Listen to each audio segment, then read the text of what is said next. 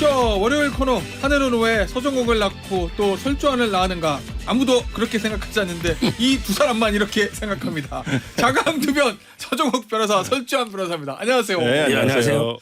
자, 오늘 저 이슈가 만만치가 않아요. 그리고 유튜브로 오랜숙님께서 하루의 시작은 김태현의 정치쇼로, 일주일의 시작도 김태현의 정치쇼로 아주 훌륭한 자세를 가지고 계신 분입니다. 자, 커피를 드리겠어요. 자, 그리고 유튜브로 하시는 분들은, 들어오시는 분들은 구독, 좋아요, 알림 설정, 특히 좋아요.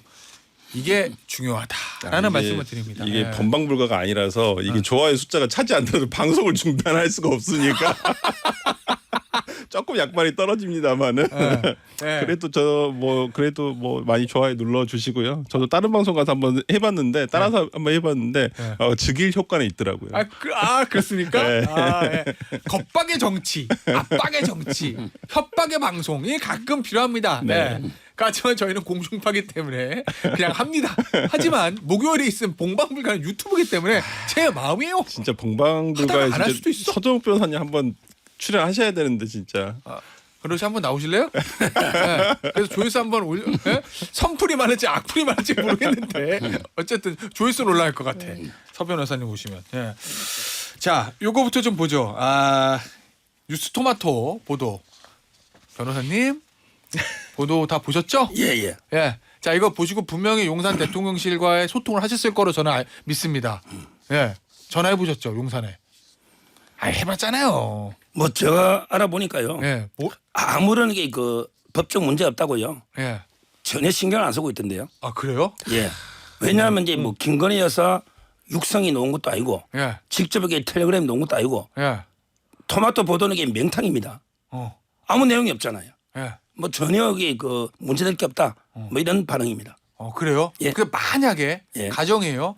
뉴스토마토가 어디까지 취재하고 근거를 뭘 가지고 있는지 모르겠는데 그 대화를 보도 내용을 보면 명태균 씨가 지인하고 했던 내용은 되게 시간 뭐 몇 분 몇 초까지 나오니까 내용이 구체적이라서 명태균 씨가 지인한테 한 얘기의 녹취 파일은 가지고 있을 것 같아. 추정상 너무 구체적. 근데 이제 대통령과 명태균 씨 또는 여사와 명태균 씨의 녹취 파일이 있는지 없는지는 우리는 알 수는 없잖아요.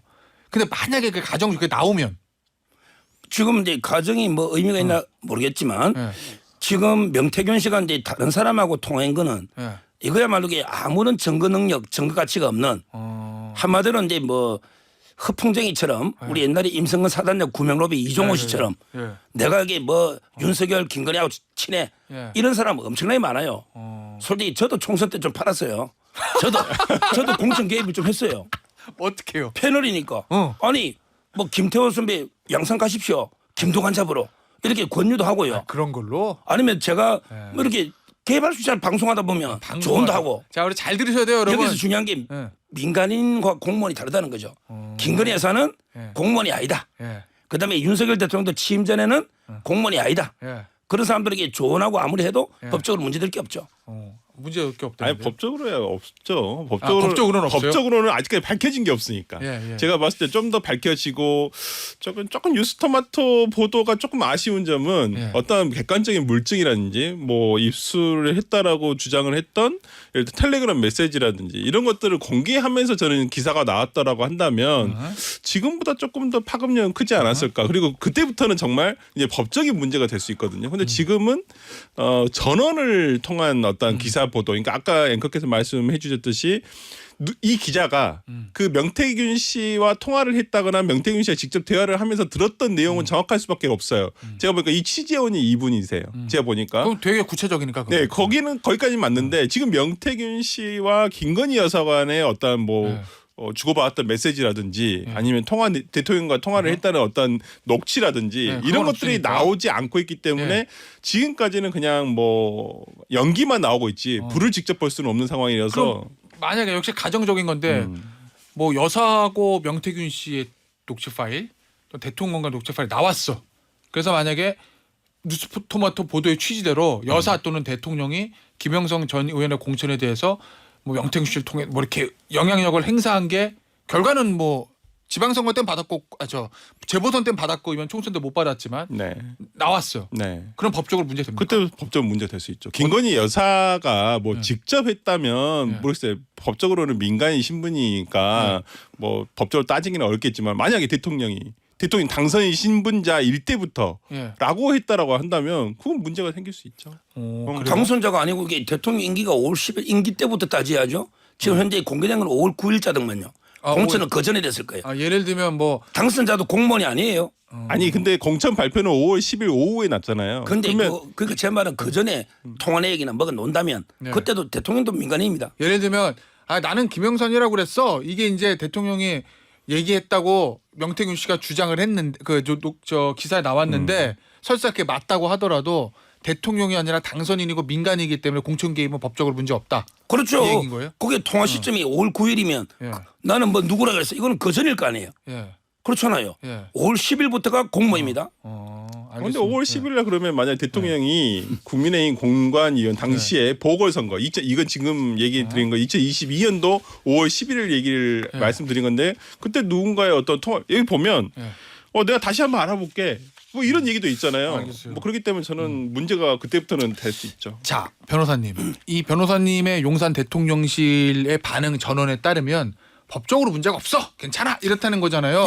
이유는 아직까지 사실관계가 확실히 나온 게 없고 설사 이게 다 맞다 하더라도 민간인 신분이니까 요건데 법적으로는 그렇다 치고 정치적으로는 어떻다고 봅니까? 일단 법적으로 하나만 더 중요한 게 예를 들어 명태균 씨하고 김 여사나 또는 명태균 씨하고 대통령이 통화 파일이 노더라도 둘이가 공개하지 않으면 도청이 돼요.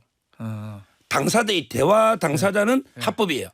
그런데 제3자가 그걸 녹음하거나 틀었을 때는 통신비밀보호법에 의해서 아마 언론사가 입수해도 토마토가 입수해도 못 틀 거예요. 그러니까 뭐 그것 하나 중요한 게 법적으로 그건 토마토가 저는 없다고 보는데 있어도 못 튼다는 게 법적으로. 증거로 쓸 수 없다는 것이죠. 털어면 법에 걸릴 거예요.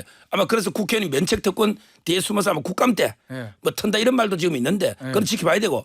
자 정치적으로는 뭐 이게 좀 그걸 정치적으로는 이게 질문거리가 됩니까? 정치적으로는 이게 개입하면 좀 비판을 받겠죠. 그거는 정치적으로 개입하면 아마 이제 그 비판을 좀 받을 겁니다. 그러니까 제가 더 궁금한 건 대통령실이라고 하면 이게 무슨 로펌이 아니잖아요. 법적으로 문제 없으니까 클리어 끝 괜찮아. 여기서 끝날 게 아니라 뭔가 정부적인 판단, 정부적으로 여론에 어떻게 미치겠지? 그럼 우리가 어떻게 대응해야 되지라는 거를 생각을 해야 되는 거잖아요. 저라면 그럴 것 같거든요. 제가 용산의 핵심 참모라면. 근데 그런 움직임은 전혀 없습니까? 근데 정무적으로는요. 일단 내용을 봐야 되는데 예를 들어 이제 뭐 단순하게 우리 공개된 그 보도처럼 어디 김해로 가는 게 어때? 요 정도 조언한다면 친분이 있을 때는 뭐 조언할 수 있잖아요. 크게 영향 미친 것도 아니고 법적으로 하면요. 이재명 대표도 공천에 영향 못 줍니다. 그런데 이재명 대표가 공천 개입 안 했다고 믿는 우리 국민이 있나요? 이재명 대표도 공관위원장 아닙니다. 그 똑같은 비난 아닙니까? 알겠습니다. 근데 이 사건의 문제는 법적인 부분이 이제 차치하고 그건 뭐 나중에 밝혀지면 될 부분이고 근데 지금 정치적으로 문제가 되는 것은 가장 문제가 뭐냐.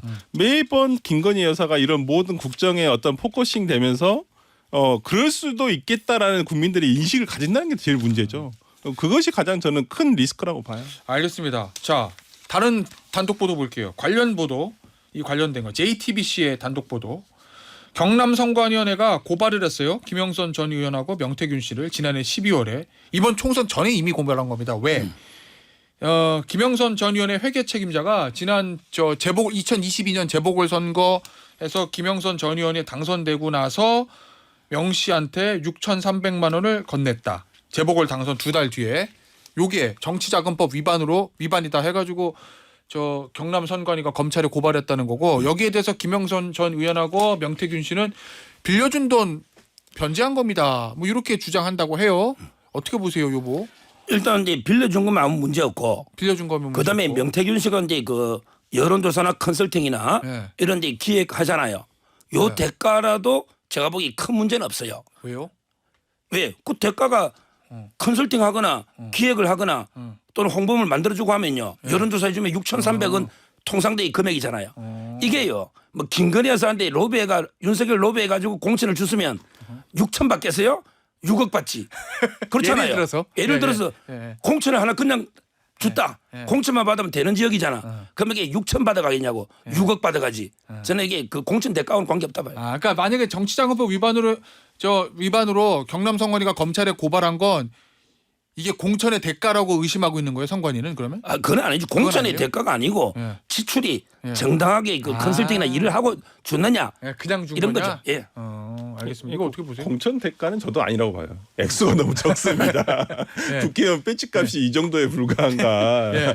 그게 좀 불과하고요. 저는 근데 문제가 되는 것은 이것을 이제 와서 터뜨린다는 것이 더 저는 무섭다고 봐요.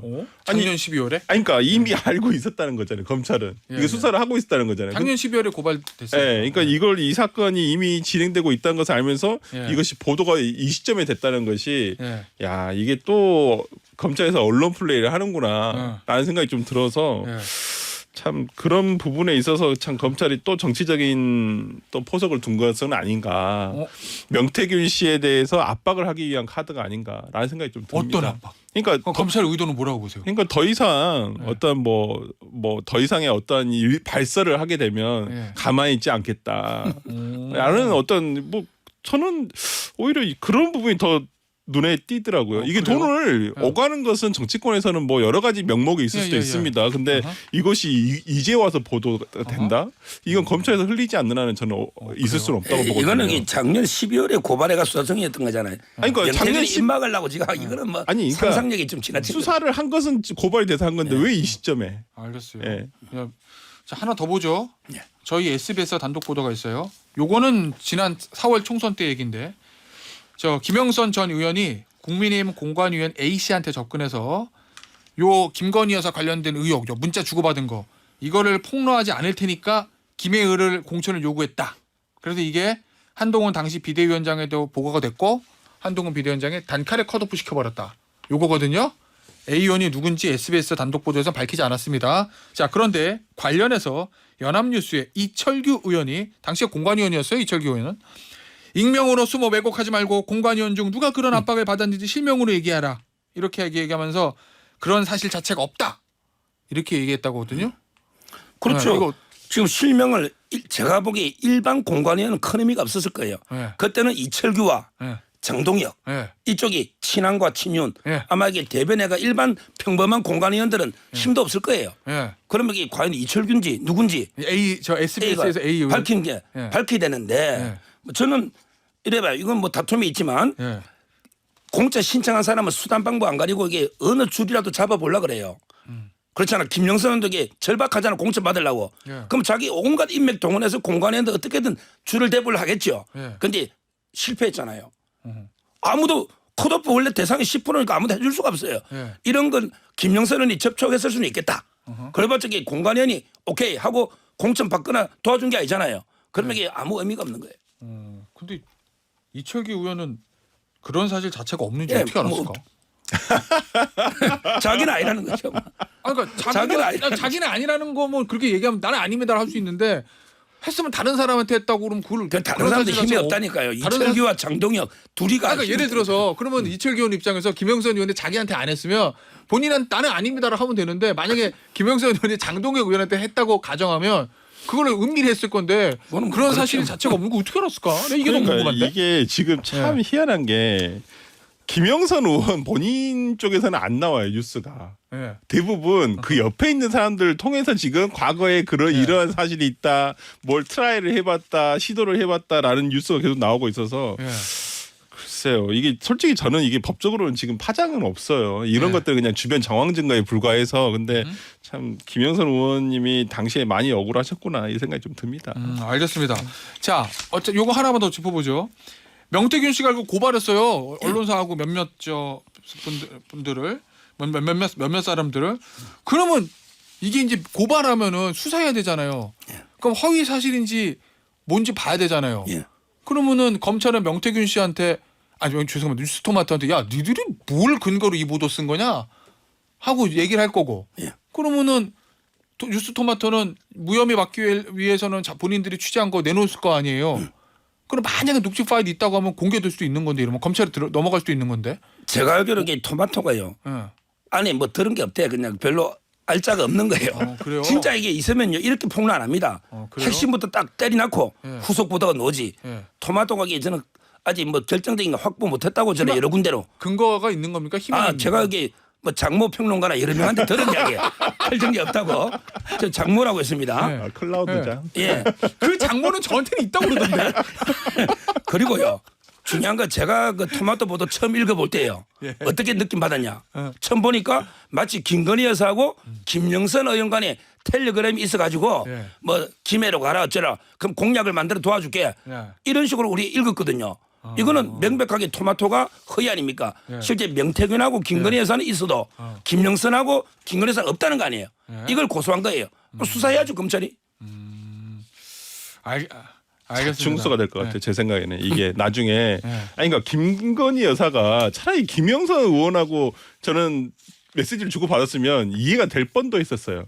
그럴 수도 있겠다. 조원 예를 김영선 전 의원이 김건희 네. 저 어떻게 해요? 그렇죠. 잘하세요. 열심히 하세요. 그게 이제 이준석 의원이 얘기한데도 선의의 조언일 수 있다. 네. 근데 지금 보니까 김건희 여사랑 명태균이라는 분하고 그러니까 지역 어찌 보면 영남 지역에서 조금 활동이 정치적으로 어느 정도 네. 있으신 영향력이 있으신 분하고 했다는 건데 왜 이런 분하고까지 이렇게 여사가 메시지를 주고 받냐 이 말이에요. 그러면 다른 생각을 해볼 수 있어요. 그러면 호남, 서울, 경기, 강원, 뭐 충청도 그럼 여기에 하나씩은 없었을까요? 그러면 지금 아까 앵커께서 얘기해 주셨다시피 그럼 앞으로 이런 분들한테 지금 메시지가 안 나올까요? 이런 약속을 안 하셨을까요? 이게 더 문제라는 거죠, 솔직히. 그러니까 그건 어떻게 보세요? 명태균 씨의 변호사인 정준길 변호사의 얘기에 따르면 예. 김건희 여사가 안 된다. 난 힘이 없고 가더라도 경선해야 된다. 이렇게 말했다고 하면서 그게 무슨 공천 개입이냐 이렇게 얘기했다는 거거든요. 정준길 변호사가. 설주환 변호사 지적한 대로 김건희 여사가 이 명태균이라는 사람이랑 어찌됐건 간에 이런 말을 주고받은 것 자체에 대해서는 어떻게 평가하십니까? 정치적으로. 명태균 씨가 근데 지금은 좀 이게 이상하게 뭐 보는 분도 있는데 실제는 이제 그 이준석 대표가 전당대회 그 당대표 될 때도요. 예. 큰 역할을 했다는 평가입니다. 제가 이제 알기로는요. 예. 상당히 정치 감각도 뛰어나고 예. 뭐 여론조사나 정치 컨설팅 따라서 이게 뭐 얼마든지 대선에 도움도 주실 거고 예. 지휘방에 있어도 뭐 충분히 저는 통할 수 있다 봐요. 알겠습니다. 자, 주제를 바꿔볼게요. 이재명 대표 선거법 검찰이 2년 구형했어요. 서전욱 변호사부터. 2년 구형 어떻게 보죠? 너무 많아요? 아니면 검찰은 적절한 구형을 한 거예요? 뭐 저는 이제 1년에서 1년 6월 정도 생각했는데 구형을? 예. 조금 이게 그 양형 기준표상으로 최고형을 구형했는데 예. 검사의 구형을 들어보니까 납득이 돼요. 왜요? 왜냐하면 이게 국민을 상대로 반복적으로 거짓말하고요. 특히 SBS 그 뉴스 브리핑 전파성이 높은 방송에 나와서도 이게 했고요. 또 사전에 질문지나 내용을 알았잖아요. 이거는 뭐 제가 보기에 사전에 질문이 있었는지 없었는지는 우리 지금 할 때 질문 주잖아요. 누구한테도 안 줄까요? 근데 그거는 예. 앵커가 애드립 질문을 할 수도 있는 거니까 그건 아직 확인된 게 아니에요. 예, 질문지 있던 질문이었는지 예, 애드립 질문. 확인 안 됐지만 제가 예측하기로는 그때 김문기 씨 극단 선택으로 예. 가장 큰 이슈였고 예. 저는 뭐 충분히 그거는 제가 확인한 걸로 법정에서 아는데 그건 확인해 보시고 예. 자 이렇다면 상당히 그 전파성이나 반복적인 거짓말이나 더군다나 지금까지 증거 조작됐다면서 조작된 증거는 하나도 제시를 못해. 다만 대면 보고 받은 적 없다. 예. 이거밖에 부인 안 해요. 이런 법정 태도 모든 거 볼 때는 이게 2년 구형은 뭐 정당하다. 이런 봅니다. 설주환 변호사는 어떻게 봐요? 좀 과한 건 사실이죠. 그러니까 모든 어떤 법률 전문가들이 2년까지 실형 구형이 될 거라고 생각한 사람은 거의 없었을 거라고 봐요. 그러니까 서정훈 변호사님조차도 정말 비판점에 극에 달해 계시는 분조차도 맥시멈이 1년 6월이었으니까. 그러니까 아까 조홍천 의원께서도 뭐 본인 같으면 한 1년 정도 말씀하셨는데 저도 실형 구형이 나올 거라 생각을 했었어요. 왜 그러냐면 보통 이제 부인하는 피고인에 대해서는 일반적으로 예. 벌금 구형을 할 수가 없습니다. 왜 그러냐면 벌금 구형이라는 것은 기본적으로 선처가 어느 정도 반영이 된다는 건데 예. 지금 뭐 이재명 대표는 무죄 주장을 하고 있잖아요. 예. 그러니까 본인이 무죄 주장을 한다는 것은 재판부 입장에서 나중에 재판 쓸 때 만약 유죄가 인정된다고 한다면 반성을 하지 않는다라는 의미로 보여지거든요. 그렇기 때문에 여기에 대해서 선처 요건이 안 맞기 때문에 벌금 구형은 안 할 것이다 생각을 했었는데 그래도 2년 구형은 상당히 위증교사에서도 보기 힘든 구형인 건 사실인 것 같습니다. 선거법에서 이제 2년 구형이 됐어요. 자, 그러면 중요한 건 사실은 검찰의 구형도 일단 검찰의 주장이고 변호인의 무죄 주장도 주장일 뿐입니다. 양쪽 다. 판단은 법원이 하는 거예요. 재판부가 어떤 판단을 할 거로 보세요? 일단 이제 둘 다 무죄는 어렵다고 봐요. 증거가 너무 차고 넘쳐요. 그다음에 구형 형벌하고 다른 종류의 형벌을 채택하기 어렵다 봐요. 이 말은 징역을 구형했는데 벌금으로 가는 경우는 거의 제가 변호사하면서 본 적이 없어요. 저는 예. 집행유예 정도, 징역 1년에 집행유예 2년. 이게 가장 상식적인 합리적인 선고행위다. 예. 그럼 100만 원만 넣으면 되니까 이재명 대표로 치명타죠. 저는 그렇게 봅니다. 징역형의 집행유예가 나오지 않을까 이렇게 예상합니다. 검찰이 징역형을 구형했기 때문에 벌금은 꽉 가격이 차서 구형했기 때문에 법원이 뭐 벌금 뭐 80만 원은 고소하고 500만 원도 쉽지 않을 거예요. 양형 기준표에 벌금 80이 최한데 예. 그건 다 자백하고 반성하고 제일 가벼울 때 80이 최합니다. 근데 그걸 80까지 내려갈 수가 없죠.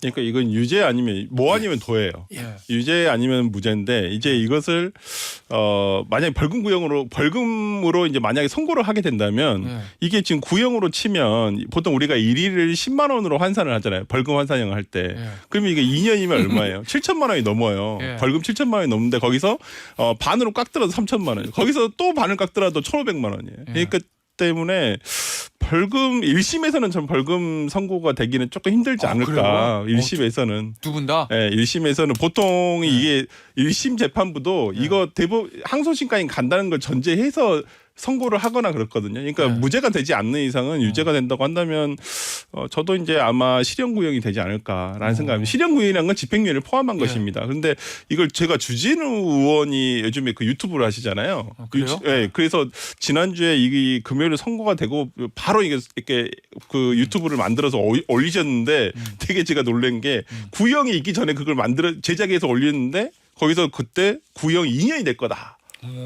이거 얘기를 하시더라고요. 그 다음에 이제 구형이 나온 다음에 다시 붙여가지고 이제 영상을 이제 올리셨는데 보니까 거기서 주진우 의원 같은 경우에는 자기가 검사로서 이제 보면 이 선고는 대략 보통의 경우에 이런 경우에 징역 1년에 집행유예 2년이 될 것이다. 이렇게 얘기를 하시더라고요. 구형이 세니까. 자 그러면 벌금 80만 100 그러니까 유죄가 나오면 80만 원 아래로 100만 원 아래로 끊어야 되잖아요. 이재명 대표는. 민주당도 마찬가지지. 왜냐면 이거 선거비 보존받은 거 뱉어내야 되니까.